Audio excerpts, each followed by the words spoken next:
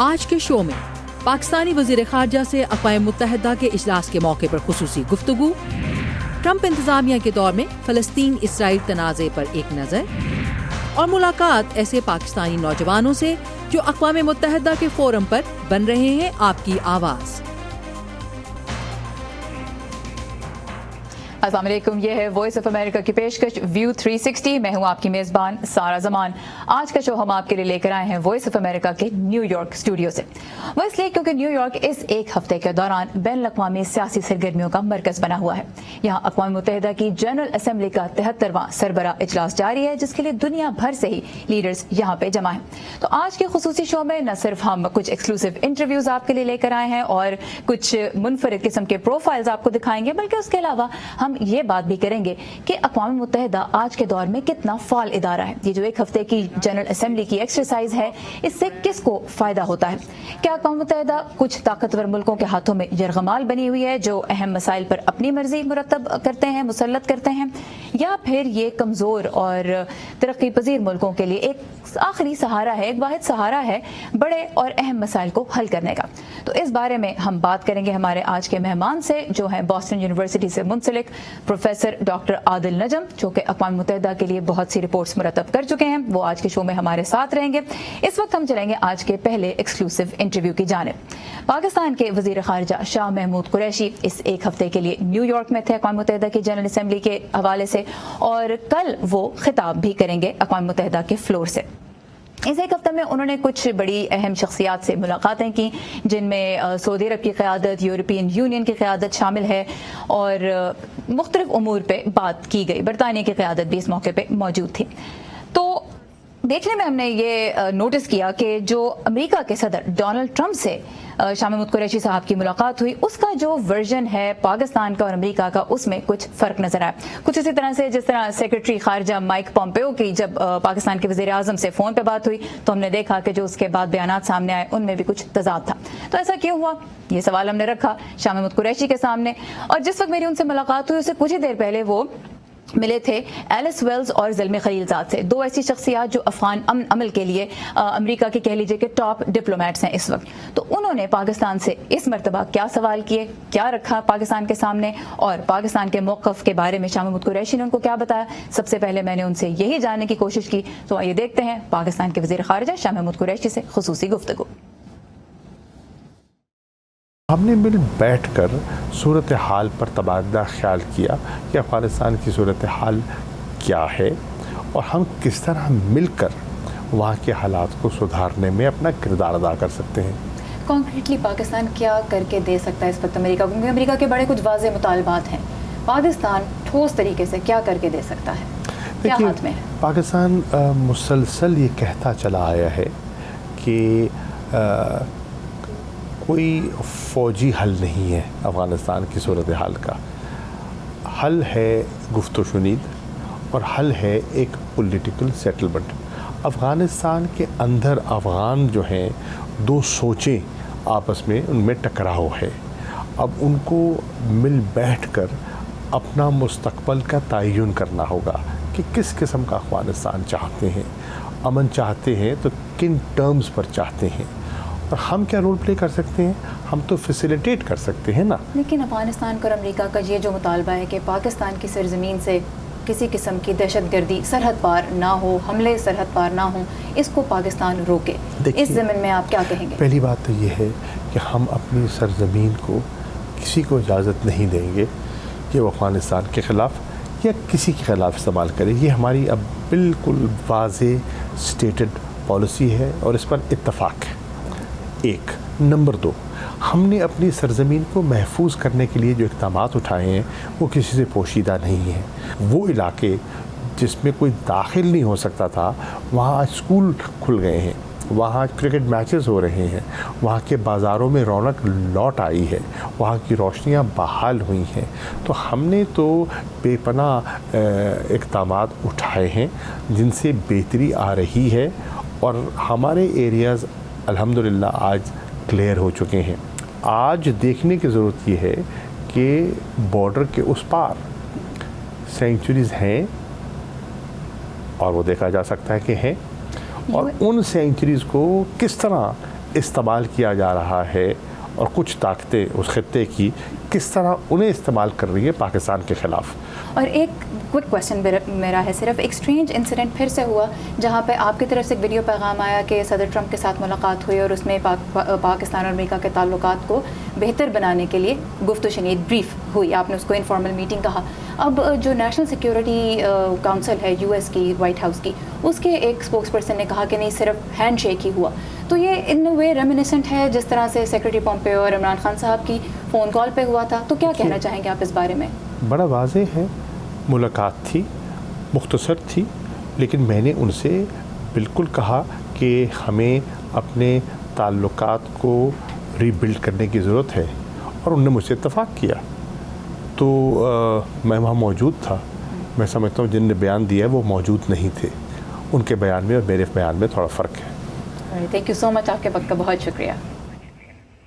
پاکستان کے وزیر خارجہ شاہ محمود قریشی سے گفتگو آپ نے دیکھی، اور اب 2 اکتوبر کو ان کی امریکی وزیر خارجہ سے ملاقات متوقع ہے. دیکھیں گے ہم یہ کہ اس کے بعد دونوں جانب سے کس طرح کے اعلامیے سامنے آتے ہیں.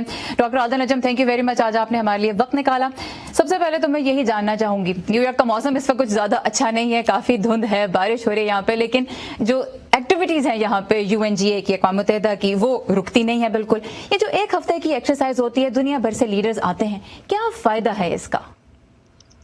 جی میرے خیال میں یونائٹڈ نیشنز پہ، اقوام متحدہ پہ خود دھند ہے اور بڑے عرصے سے دھند ہے اور سیاسی دھند ہے، لیکن جہاں تک فائدے کا مقصد ہے، فائدہ بہت ہے. یہ صرف 1 ہفتہ نہیں ہے، یہ پورا سال ہے، یہ کئی سال ہیں، اور اس میں 1 ہفتہ جو ہے وہ ایک شو کیس ہو جاتا ہے، اور اس میں آپ جو جرنلسٹ وغیرہ ہیں وہ تھوڑا فوکس کر لیتے ہیں، لیکن اس 1 ہفتے کے لیے، ان ملاقاتوں کے لیے ایک پوری کارروائی پورے سال کی ہوتی ہے. اور صرف ان ملاقاتوں کی نہیں، یونائٹڈ نیشنز کی جو کارروائیاں ہیں، چاہے وہ ڈیولپمنٹ میں ہوں، چاہے وہ ہیومن رائٹس میں ہوں، چاہے وہ پیس کیپنگ میں ہوں، چاہے وہ تجارت میں ہوں، ہر شعبے میں میرے خیال میں آج ہماری جو دنیا ہے اس کو آپ تصور ہی نہیں کر سکتے یونائٹڈ نیشنز کے بغیر. شاید پچھلی جو اہم ترین ادارہ ہے، شاید نہیں، میرے خیال میں یقیناً وہ یونائٹڈ نیشن ہے. ہم نے ایک طرح سے ایک عادت سی بنا لی ہے، جیسے پہلے ہم جگتے لگاتے تھے نا سیاستدانوں پہ، سیاستدان کچھ نہیں کرتے اور سیاستدان کچھ نہیں کرتے. تو اب ہمیں مل گئے دوسرے نان سیاستدان، اور ہم دیکھ رہے ہیں کہ اس کی وجہ یہ بھی ہے نا، یہ ادھر ایک ہی پلیٹ فارم پہ جب سارے سیاستدان جمع ہو جاتے ہیں تو پھر سارے ملکوں کی جو جھکتے ہیں وہ ایک ہی جگہ ایک طرح سے جمع بھی ہو جاتی ہے. لیکن اگر ہم یہ دیکھیں کہ اقوام متحدہ کا جو سیٹ اپ ہے جس طرح کا، اس میں سیکیورٹی کاؤنسل سب سے اہم اس کا حصہ ہے، سب سے طاقتور حصہ ہے اس کا. ایشو یہ ہے کہ وہاں پہ صرف 5 بڑے ملک ہیں، انفیکٹ سبھی بڑے نہیں ہیں، بعض کا سائز اور پاپولیشن بہت چھوٹی ہے، جن کے پاس ویٹو کا حق ہے، جو پرماننٹ ممبرز ہیں. اب جو بڑی آبادی والے ملک ہیں، انڈونیشیا ہو گیا، بھارت ہو گیا، یہ وہ ملک ہیں جو چاہتے ہیں کہ ان کو بڑا رول ملے، لیکن ان کو رول نہیں مل رہا. کیا اقوام متحدہ اس لحاظ سے آج کے دور کے تقاضوں کو پورا کرتا ہے، جب ہر طرف ڈیموکریسی کی اور ریپرزنٹیشن کی بات ہوتی ہے؟ یہ ایک ادارہ ہے جو پوری دنیا کی قسمت کے فیصلے کرتا ہے، لیکن ریپرزینٹیو نہیں ہے. بہت سے مسائل ہیں، اور سب پہ میں بھی لکھتا ہوں، دوسرے بھی لکھتے ہیں، یقیناً سچ ہے. لیکن سوال یہ نہیں ہے کہ کیا یہ مسئلہ صحیح ہے کہ نہیں ہے. یقیناً صحیح ہے، سیکورٹی کاؤنسل کو بہتر ہونا چاہیے. مسئلہ یہ ہے کہ اگر یونائٹڈ نیشن نہ ہو تو کیا دنیا بہتر ہوگی یا بدتر ہوگی؟ اور میرے خیال میں بالکل واضح ہے کہ وہ بدتر ہوگی. سیکورٹی کاؤنسل ہی لے لیجیے، دیکھیں ہم کشمیر کی بات کرتے ہیں اور بڑا گلہ کرتے ہیں کہ جی یونائٹڈ نیشن نے کیا کیا. میں بتاتا ہوں کیا کیا. اگر یونائٹڈ نیشن نہ ہوتی تو آج کشمیر کی بات دنیا میں کہیں نہ ہو رہی ہوتی، اور کشمیر کی موومنٹ کے لیے بھی مشکل ہو جاتا، پاکستان کے لیے بھی مشکل ہو جاتا. ایک پلیٹ فارم مہیا ہونا جس میں چھوٹے ممالک، چھوٹے مسائل کم از کم اگر برابری سے نہیں تو اپنی آواز ضرور اٹھا سکتے ہیں. جنرل اسمبلی میں تمام ملک برابر ہیں، تو یقیناً perfect but it is good. So آپ نے ذکر کیا جس طرح کے بڑے بڑے ایشوز ہیں جن کی جانب توجہ کم از کم اس پلیٹ فارم کے ذریعے ہوتے ہیں، لیکن جب اس پہ اقوام متحدہ پہ تنقید کی جاتی ہے تو یہی بات کی جاتی ہے کہ مسئلہ کشمیر نہ حل ہو پایا اتنے سالوں سے، پھر یمن کی جنگ ہے، شام کی جنگ ہے، اور اس کے علاوہ مسئلہ فلسطین، جو اسرائیل فلسطین تنازع، اس کے حل کے لیے بھی کوئی بڑی پیش رفت نہیں ہو سکی. اب امریکی صدر ڈونلڈ ٹرمپ کا یہ کہنا ہے کہ وہ نہ صرف 2 ریاستی حل کی حمایت کرتے ہیں بلکہ دسمبر کے مہینے تک امریکہ کی جانب سے اس سلسلے میں جو مڈل ایسٹ پیس پروسیس ہے اس کے سلسلے میں کوئی پلان بھی سامنے آئے گا. لیکن تجزیہ کاروں کا یہ کہنا ہے کہ جس قسم کے بیانات امریکہ کی جانب سے سامنے آتے ہیں اور جیسے اقدامات سامنے آتے ہیں، اس سے جلد امن کی توقع مشرق وسطی میں نہیں کی جا سکتی. اسی حوالے سے دیکھتے ہیں ثاقب الاسلام کی یہ رپورٹ. امریکی صدر بل کلنٹن کی مدد سے سال 1993 میں اوسلو معاہدے کے بعد اس وقت کے اسرائیلی وزیر اعظم اتحاق رابین اور فلسطین لبریشن آرگنائزیشن کے چیئرمین یاسر عرفات کے اس مصافحے نے اسرائیل فلسطین تنازع کے ممکنہ حل کے بارے میں دہائیوں سے موجود منفی خیالات کو کسی حد تک ختم کر دیا تھا. لیکن 1978 میں امریکہ میں کیمپ ڈیوڈ سے شروع ہونے والی قیام امن کی یہ کوششیں جب کیمپ ڈیوڈ میں ہی سال 2000 میں بغیر کسی نتیجے کے اپنے اختتام کو پہنچی تو اس تنازع نے مزید شدت اختیار کر لی. یونیورسٹی کالج لندن میں جوئش مسلم تعلقات کے ماہر ڈاکٹر سیتھ انزسکا نے اسی دور کی سیاسی تاریخ پر اپنی کتاب preventing Palestine a political history from Camp David to Oslo میں بات کی ہے. میرے خیال سے ان سفارتی کوششوں کی وجہ سے سیاسی اور سفارتی طور پر فلسطین کی خود مختاری کو نقصان پہنچا. سیتھ کہتے ہیں کہ اوسلو معاہدے کے 25 سال بعد ایک اور مصافحے کے بعد ایسے اقدامات کیے گئے جن کے باعث قیام امن کی کوششوں کو مزید نقصان پہنچا. یہ مصافحہ تھا امریکی صدر ٹرمپ اور اسرائیلی وزیر اعظم نتن یاہو کے درمیان، جس کے بعد ٹرمپ انتظامیہ نے شدید فلسطینی مخالفت کے باوجود امریکی سفارت خانہ یروشلم منتقل کیا، فلسطینی مہاجرین کی امداد کے ادارے کی مالی امداد ختم کی اور واشنگٹن میں فلسطینی لبریشن آرگنائزیشن کے دفتر کو بند کرنے جیسے اقدامات کیے. واشنگٹن میں تجزیہ کاروں کا کہنا ہے کہ ٹرمپ انتظامیہ مسئلہ فلسطین میں اسرائیل کی پالیسیز کی مکمل حمایت کرتی نظر آتی ہے اور مستقبل قریب میں اس مسئلے کا کوئی حل نظر نہیں آتا. فاؤنڈیشن فار مڈل ایسٹ کی صدر لارا فریڈمن کہتی ہیں کہ اسرائیل کے باہر ایک یہودی کے طور پر ان کے لیے یہ ٹرمپ انتظامیہ کی واحد پالیسی ہے جو شروع سے ہی مربوط، نتیجہ خیز اور ایک ہی ڈگر پر نظر آتی ہے. امریکہ کا ایک واضح موقف ہے جو اسرائیل کی قدامت پسند حکومت کا ایجنڈا ہے کہ اسرائیل ان تمام علاقوں کا قبضہ رکھے گا جو وہ رکھنا چاہتا ہے، اور اسرائیل فلسطینی سرزمین پر اپنی آبادیوں یا یروشلم یا مہاجرین کے معاملے پر کوئی سمجھوتا نہیں کرے گا، اور امریکہ باقی دنیا سے اس حقیقت کو قبول کروانے کے لیے اسرائیل کے ساتھ کام کرے گا. عرب اسرائیل انسٹیٹیوٹ کے جیمز زوکبی موجودہ صورتحال اور PLO کے دفتر کی بندش کو فلسطین کے لیے بدترین قرار دیتے ہیں. فلسطینی قیادت اسرائیلی مقبوضہ علاقوں کے سلوک کی وجہ سے بے بس ہو چکی ہے اور فلسطینی اتھارٹی اور حماس میں اختلافات اور ان کی جلا وطن فلسطینیوں سے دوری نے بہت سے مسائل کو جنم دیا ہے. دوسری طرف اسرائیلی آبادیوں کے تیزی سے بڑھنے کے علاوہ حالات وہی ہیں جہاں 40 سال پہلے کیمپ ڈیوڈ کے معاہدے سے پہلے تھے. جیمز زوکبی کہتے ہیں کہ گزشتہ 40 سال میں اسرائیلی آبادیاں 8,000 سے 6 لاکھ تک پہنچ گئی ہیں اور موجودہ صورتحال میں فلسطینیوں کے پاس ٹرمپ انتظامیہ کے اقتدار کی مدت ختم ہونے کے انتظار کے علاوہ کوئی چارہ نظر نہیں آتا. ثاقب الاسلام، اردو VOA، واشنگٹن. رپورٹ ہم نے دیکھی. ڈاکٹر صاحب، ہم اقوام متحدہ کی سیکیورٹی کونسل کے بارے میں بات کر رہے تھے اور ویٹو کا جو خاص طور پہ حق ہے. اگر ہم صرف اسرائیل فلسطین تنازع کی بات کریں تو 1982 سے اب تک امریکہ 35 مرتبہ اسرائیل کے حوالے سے اپنا ویٹو کا حق استعمال کر چکا ہے، جبکہ باقی جو پرماننٹ ممبرز ہیں انہوں نے 27 مرتبہ کیا. اب کچھ ملک جیسے بھارت، جاپان، جرمنی اور برازیل یہ چاہتے ہیں کہ ان کو بھی اس ٹیبل پہ ایک چیئر ملے. طاقتور ہے، ریپرزینٹیو نہیں ہے جو سیکیورٹی کونسل ہے. بڑے مسائل کے حل میں کیوں پیش رفت نہیں ہو پاتی؟ کیا اس کو دیکھتے ہوئے اقوام متحدہ میں ایک تبدیلی لانے کی، خاص طور پر سیکیورٹی کونسل میں تبدیلی لانے کی ضرورت مزید واضح نہیں ہوتی؟ جی، ایک تو پہلی میں پھر سے ریپیٹ کروں گا کہ معیار یہ نہیں ہے کہ صرف معیار یہ نہیں ہے کہ بہتری آتی ہے، معیار یہ بھی ہے کہ بدتری تو نہیں آ جاتی. اور بہت سارے ایسے مسائل ہیں جس میں میرے خیال میں کم از کم بدتری سے بچایا گیا. سیکیورٹی کونسل اور ویٹو، میرے خیال میں آپ بالکل درست ہیں. میرے خیال میں ویٹو جو ہے ایک حماقت تھی، ایک اچھا آئیڈیا نہیں تھا. اس سے اچھی چیزیں بھی نکلی ہیں. اچھی چیزیں یہ نکلی ہیں کہ اگر صرف ایک بڑی طاقت ہو تو وہ اپنا دھونس پوری طرح نہیں ڈال سکتا.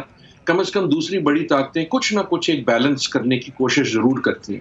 لیکن میرے خیال میں آج کی دنیا میں اس ویٹو کا کوئی تک نہیں بنتی، یا یہ فیصلہ کرنے کا کہ یہ 5 ممالک کیونکہ دوسری جنگ عظیم میں کوئی ان کی جیت ہو گئی تو تمام تر زندگی کے لیے اور تمام تم تاریخ کے لیے اب یہ ہی صحیح طاقتیں ہوں گی. لیکن حل میرے خیال میں یہ نہیں کہ آپ اوروں کو بھی دے دیں. حل یہ ہے کہ اس ویٹو کو ختم کر دیں. آج کی جمہوری دنیا میں میرے خیال میں کوئی جواز پیدا نہیں ہوتا، چاہے بڑا ملک ہو چھوٹا ملک ہو. بڑے ہونے سے کیا ہوتا ہے؟ بڑے ہونے سے آپ کوئی بہتر تو نہیں ہو جاتے. بڑے ہونے سے صرف آپ طاقتور ہو جاتے ہیں، اور جب طاقتور ہوتے ہیں تو آپ کو دھونس جمانے کا شوق ہو جاتا ہے. تو میرے خیال میں veto is a bad idea, لیکن لگتا نہیں کہ یہ ختم ہوگا. تو آپ کا کہنا یہ کہ ویٹو کا جو حق ہے وہ ختم ہو جائے، اور امریکی جو ایمبیسڈر ہیں یونائٹڈ نیشنز میں نکی ہیلی، انہوں نے پچھلے سال کہا تھا کہ بھارت بھی اگر UN کی سیکیورٹی کاؤنسل کا حصہ بننا چاہتا ہے تو اس پہ غور کیا جا سکتا ہے، لیکن جو ویٹو ہے اس کو ہاتھ نہیں لگانا، جن ملکوں کے پاس ویٹو کا حق ہے انہیں کے پاس رہے۔ سو ایسے میں وہ ملک جن کو نہیں ویٹو کا حق ابھی حاصل، وہ کیوں یہ حق صرف دوسروں تک ہی محدود رکھنا چاہیں گے، یہ بھی ایک سوال بنتا ہے۔ لیکن جس طرح ڈاکٹر صاحب نے بھی ذکر کیا کہ یہ بھی دیکھنا ضروری ہے کہ اقوام متحدہ مسائل کے حل کے علاوہ جو بڑی بڑی مشکلات دنیا کو درپیش ہیں ان کے حل میں کیا کرے، اور اس کے لیے یہ ضروری ہے کہ ہم یہ بھی دیکھیں کہ اقوام متحدہ صرف سیکیورٹی کاؤنسل نہیں ہے، ورلڈ فوڈ پروگرام بھی ہے، یونیسکو بھی ہے، یونیسیف بھی ہے، جو دنیا میں غربت کو، بیماریوں کو، صنفی تفریق کو دور کرنے کی کوشش کر رہے ہیں۔ انفیکٹ یونائٹڈ نیشنز کے سسٹینیبل ڈیولپمنٹ گولز ہیں جن کا مقصد ہی یہ ہے کہ سن 2030 تک تمام تر ملک مل کر اپنے اپنے شہریوں کے لیے ایسے اقدامات اٹھائیں جن سے لوگوں کا معیار زندگی بہتر ہو سکے، اور اس ضمن میں کلائمیٹ چینج یعنی ماحولیاتی تبدیلیاں جو ہیں ان سے بچاؤ کی کوششیں بھی شامل ہیں۔ اب ایشو یہ ہے کہ امریکہ جیسا ایک اہم ملک پیرس کلائمیٹ چینج جو ایکارڈ تھا اس کا حصہ نہیں ہے، تو ایسے میں اقوام متحدہ کے پلیٹ فارم سے ماحولیاتی تبدیلیوں سے بچاؤ کے بارے میں کیا توقعات، کس قسم کے اقدامات کی توقعات عام شہری رکھ سکتے ہیں، اس بارے میں رپورٹ آپ کے لیے تیار کی ہے امان اظہر نے، آئیے وہ دیکھتے ہیں۔ ماحولیاتی تبدیلیوں کے حوالے سے رواں سال پریشان کن ثابت ہوا ہے۔ کیلیفورنیا کے جنگلات میں لگی آگ، بڑھتی گرمی کے باعث سکڑتے گلیشیئرز اور آئے دن سمندری طوفانوں کے ہاتھوں ڈوبتی بستیاں، اور نتیجتاً سینکڑوں اور ہزاروں کی تعداد میں بے گھر افراد۔ یہ گمبھیر ماحولیاتی تبدیلیاں آج کے دور کے عالمی چیلنجوں میں سے ایک ہے اور فوری توجہ کی طلبگار بھی۔ ماحولیاتی تبدیلی واقعتاً ان چند عالمی چیلنجوں میں سے ایک ہے جن کا ہمیں سامنا ہے، اور اس کی وجہ انسانی سرگرمیاں ہیں۔ تو ماحولیاتی تبدیلی کا سامنا کرنے کے لیے ہم سب کو اکٹھا ہونا پڑے گا۔ ماحولیاتی تبدیلی سے متعلق گفتگو کی سست رفتار اور معاملے کی سنگینی کا احساس دلاتے ہوئے اقوام متحدہ کے سیکریٹری جنرل انتونیو گٹیرس کا حال ہی میں کہنا تھا کہ اگر دنیا نے سال 2020 تک اپنی سمت درست نہ کی تو ماحولیاتی تبدیلی پر قابو پانا شاید ممکن نہ رہے۔ تو کیا اقوام متحدہ ممبر ممالک کے درمیان اس نازک معاملے پر اتفاق رائے قائم کرنے میں ناکام رہا ہے؟ UN جنرل اسمبلی ان کچھ فورمز میں سے ایک ہے جہاں دنیا بھر کے ممالک اکٹھے بیٹھ کر فیصلہ کر سکتے ہیں کہ اتنے بڑے چیلنج کا سامنا کیسے کیا جائے۔ ہم اس پر تنقید کر سکتے ہیں یا اسے محض گفتگو قرار دے سکتے ہیں، لیکن سچ یہ ہے کہ ماحولیاتی تبدیلی جیسے مسئلے کے حل کے لیے واحد طریقہ لوگوں کو اکٹھا کرنا اور یہ سوچنا ہے کہ اس کا حل کیسے نکالا جائے۔ تو جنرل اسمبلی وہ جگہ ہے جہاں اس سے متعلق گفتگو جنم لیتی ہے۔ لیکن مسئلہ محض ایک نقطے پر جمع ہونا ہی نہیں۔ ترقی پذیر ممالک کا موقف ہے کہ اس معاملے کی بنیادی ذمہ داری ترقی یافتہ ممالک پر عائد ہوتی ہے۔ ترقی پذیر ممالک جن کا ماحولیاتی تبدیلی میں بہت کم ہاتھ ہے کو بدقسمتی سے سب سے زیادہ مسائل درپیش ہوں گے جب یہ مسئلہ سامنے آئے گا۔ تو پھر پاکستان جیسے ممالک اپنے محدود وسائل، تیزی سے بڑھتی آبادی اور کمزور بنیادی ڈھانچے کے ہوتے ہوئے ماحولیاتی تبدیلیوں کے باعث جنم لیتے مسائل سے کیسے نمٹیں؟ پاکستان میں کوئی آپ کے پاس پلانٹس نہیں ہے کہ جو پانی استعمال کرتے ہیں لوگ، وہ کہاں جائے، بارش کا پانی کہاں جائے۔ ابھی پچھلے سال کراچی میں سیلاب آ گئے تھے کیونکہ کراچی میں سارے انہوں نے مینگروز جو ہیں سمندر کے الانگ وہ سارے کاٹ ڈالے ہیں کیونکہ وہاں پہ ڈیولپمنٹ ہو رہی ہے۔ مسئلہ یہ کہ باتیں بہت ہوتی ہیں، ڈاکیومنٹس لکھے جاتے ہیں، پیپرز لکھے جاتے ہیں، امپلیمنٹیشن ذرا کمزور ہے گورنمنٹ سائڈ سے۔ دیکھنا یہ ہے کہ آیا دنیا بھر کی حکومتیں بر وقت اس معاملے کے حل کی جانب بڑھ پائیں گی یا پھر ترقی یافتہ ممالک کے غریب عوام کو ہی اس مسئلے کو بھی جھیلنا ہوگا۔ امان اظہر، VOA، واشنگٹن۔ آج کا ویو 360 ہم آپ کے لیے لے کر آئے ہیں نیو یارک کے اسٹوڈیو سے۔ اقوام متحدہ کی جنرل اسمبلی کا سربراہ اجلاس یہاں جاری ہے اور آج کے شو میں ہم اقوام متحدہ کی افادیت کے بارے میں، یہ ادارہ کتنا فعال ہے، اس بارے میں بات کریں۔ 41,000 امپلائیز ہیں عادل نجم صاحب اس ادارے کے، اور $5 ارب سے زیادہ کا اس کا بجٹ ہے، اور اس میں پیس کیپنگ اور جو ڈیزاسٹر ریلیف ہے وہ شامل نہیں ہے، وہ اور بھی بڑا ہے۔ ایک کرٹیسزم جو اقوام متحدہ پہ کیا جاتا ہے وہ یہ ہے کہ یہ ادارہ جو ہے بہت زیادہ پیسہ استعمال کر رہا ہے لیکن کام اتنا نہیں ہو پا رہا۔ آپ نے اس ادارے کے ساتھ کام کیا ہے، کیا آپ نے اس کو ایفیشینٹ پایا یا نہیں؟ بہت زیادہ ریڈ ٹیپ دیکھی یا نہیں؟ ایفیشینٹ تو ہو نہ ہو ضروری ہے۔ دیکھیں، آپ نے کہا 41,000 امپلائیز، تو سوچیں صرف 41,000 امپلائی 7.5 بلین، 7.5 ارب کی دنیا کی پاپولیشن، اور پاورٹی بھی اور ایجوکیشن بھی اور کلائمیٹ بھی اور سیکیورٹی بھی. آپ اگر سوچیں, اور یہ جو 5 بلین یقیناً بڑا نمبر لگتا ہے, لیکن آپ سوچیں 5 بلین امریکہ کی ایک الیکشن پہ کتنے پیسے لگ جاتے ہیں. تو کہنے کا مقصد یہ نہیں ہے کہ یہ ادارہ بہت ایفیشینٹ ہے, بہت کچھ ہو سکتا ہے, لیکن یہ کہنا کہ یہ بہت انفیشینٹ ہیں, جتنی میرے خیال میں حکومتیں دوسری ہوتی ہیں ایفیشینٹ, اس سے زیادہ اس نے ڈیلیور کیا ہے. اور اگر آپ یہ چیزیں دیکھیں تو یقیناً بہت مسائل ہیں, پاورٹی ہے لیکن کم ہے, اور بہت کم ہے بنسبت جو تھی. پانی کا مسئلہ ہے لیکن کم ہے, بہت کم ہے جو پہلے تھا. سو بہت ساری چیزوں میں پیش رفت ہوئی. لوگوں کا معیار زندگی بہتر بنانے میں اس ادارے نے بہرحال بہت کردار ادا کیا ہے. تو جب لوگوں کا معیار زندگی کو بہتر بنانے کی بات آتی ہے تو یہ ادارہ مختلف ملکوں میں جو مختلف پلیٹ فارمز پہ لوگ کام کر رہے ہیں ان کی کوششوں کو آگے لانے میں بھی بہت اہم کردار ادا کرتا ہے.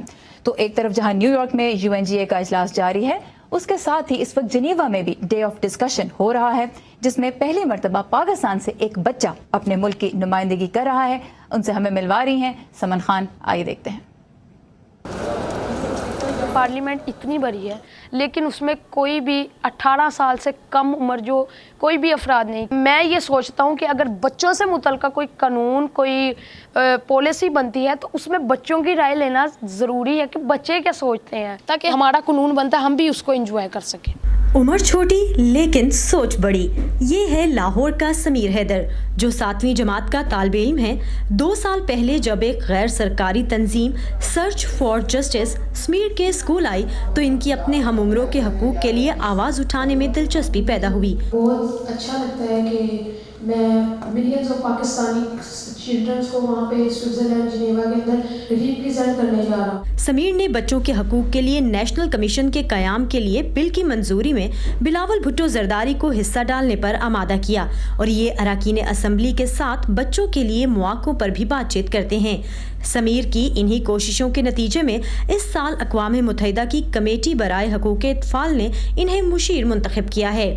گلوبلی 20 بچوں کو چلڈرنز ایڈوائزرز ڈکلیئر کرتے ہوئے جو ہے وہ ایک سلیکٹ کیا گیا, اور اس کے اندر تمام دنیا کے خطوں کی جو ہے اس نمائندگی کو بھی انشور کیا گیا, اور اس کے ساتھ ساتھ جینڈر بیلنس کو. یہ ایک بڑا اچھا اور سنہری قدم ہے کہ ہمارے بچے, پاکستان کے بچے اس طرح کے بین الاقوامی فورمز پر جب نمائندگی کریں گے اپنے ملک کی تو دنیا کو ہم ایک تاثر دیں گے کہ پاکستان کے اندر جو بچوں کی امپاورمنٹ کے لیے کوششیں کی جا رہی ہیں, یہ ان کے ثمرات کی ایک ریفلیکشن کی طرف بھی نشاندہی کر رہا ہوگا. اس سال کا جو تھیم ہے وہ ہے کہ CHRD جو اپنے حقوق کے لیے اور دوسروں کے حقوق کے لیے بات کرتا ہے, اسے کون کون سی پرابلم سے لڑنا پڑتا ہے. ہمارے معاشرے میں چائلڈ رائٹ ڈیفینڈر ہونا بہت مشکل کام ہے, کیونکہ ہمیں اپنے ہی ساتھیوں دوستوں سے ہی تھریٹنگ کالز ملتی ہیں. وہی ہمیں تھریٹ کرتے ہیں یار کہ تو کیا ان کاموں میں بڑھ گیا, چپیٹ نہ کھا لیں, تھپڑ نہ کھا لیں, مکہ نہ کھا لیں اگر تو نے آئندہ سے یہ بات کی.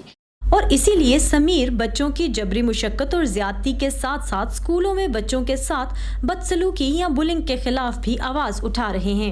ہمارے اسکول میں بھی ہم نے بڑی کوشش کی تھی کہ بلنگ جو ختم ہو جائے. 9th 10th جو ہوتی ہے مین بیسک بورڈ کی کلاسز, ان کو نکالنے کا فائدہ ہی نہیں ہوتا کیونکہ ان کے 2 سال ہوتے ہیں, انہوں نے چلے جانا, اور مین کلاسز یہ ہوتی ہیں جو بلنگ کرتی ہیں. سمیر کی طرف صرف بچے ہی نہیں بڑے بھی دیکھ رہے ہیں. ہماری سوسائٹی کی جو خوبصورت اور بہترین چیزیں ہیں وہ جا کے ریپرزینٹ کرے, اور میں نے سمیر سے پرومس بھی کیا ہے کہ نیکسٹ ٹائم کوئی بچہ جب جائے تو وہ جا کے اچیومنٹس بتا سکے کہ پہلے چائلڈ ابیوز اتنا تھا, اب اتنا کنٹرول ہو گیا, اب لٹریسی ریٹ اتنا بڑا. 28 ستمبر کو جنیوا میں جب ڈے آف جنرل ڈسکشن منعقد ہوگا تو سمیر حیدر پاکستان کی نمائندگی کرنے والا پہلا بچہ ہوگا. سمن خان, اردو VOA, لاہور. آج کے دور میں اقوام متحدہ کتنا فعال ادارہ ہے, اس بارے میں ہم نے بات کی ہمارے آج کے مہمان ڈاکٹر عادل نجم سے, جو بوسٹن یونیورسٹی سے منسلک ہیں اور اقوام متحدہ کے ساتھ طویل عرصے سے کام کریں. ڈاکٹر صاحب, آپ کے وقت کا بہت شکریہ. آج کے شو سے جو ایک کنکلوژن سامنے آتی ہے آج کی گفتگو سے وہ یہی ہے کہ اقوام متحدہ ایک بڑا ادارہ ہے, مسائل تو ہیں لیکن بہت سے مسائل کے حل کی کوششیں بھی کامیاب طریقے سے کی گئی ہیں. جانے سے پہلے کوٹ آپ کے ساتھ شیئر کرنا چاہتی ہوں. ڈاگ ہیمرسکائنڈ نے کہا تھا کہ یہ ادارہ دنیا کو بہتر بنانے کے لیے بنا ہے. اس کے ساتھ ہی سارا زمان کو اجازت دیجیے. خدا حافظ.